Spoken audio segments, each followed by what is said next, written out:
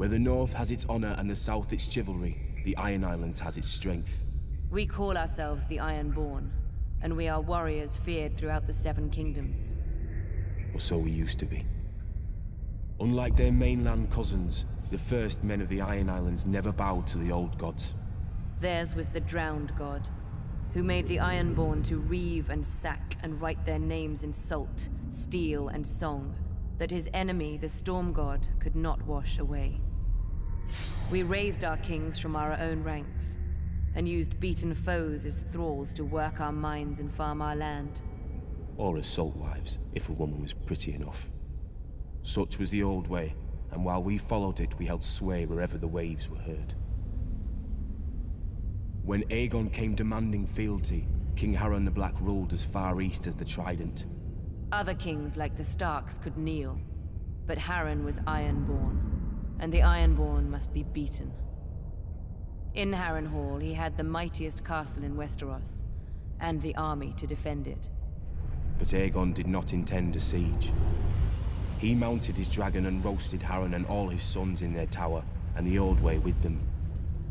Because of Harren's defiance, Aegon pushed the Ironborn back to our islands and gave the Riverlands to the Tullys. But he did allow the Ironborn to choose who would lead them. House Greyjoy had always been one of the greatest houses of the Iron Islands.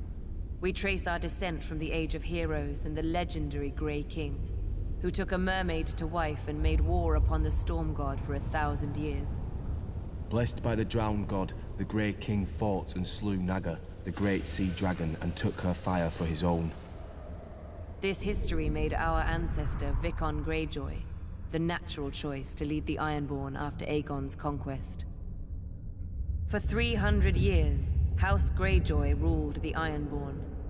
We styled ourselves Lord of the Iron Islands, King of Salt and Rock, Son of the Sea Wind, Lord Reaper of Pike.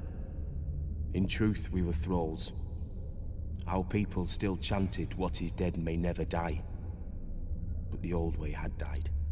Until the Targaryens followed their dragons into the grave, and our Lord Father, Balon Greyjoy, rose against the new king, Robert Baratheon. He seized our ancient crown and sent our Iron Fleet against the Lannisters at Lannisport, burning all their ships before any could weigh anchor. Though Robert and Eddard Stark would later defeat him, they understood us no better than Aegon. The Greyjoy sigil is the Kraken.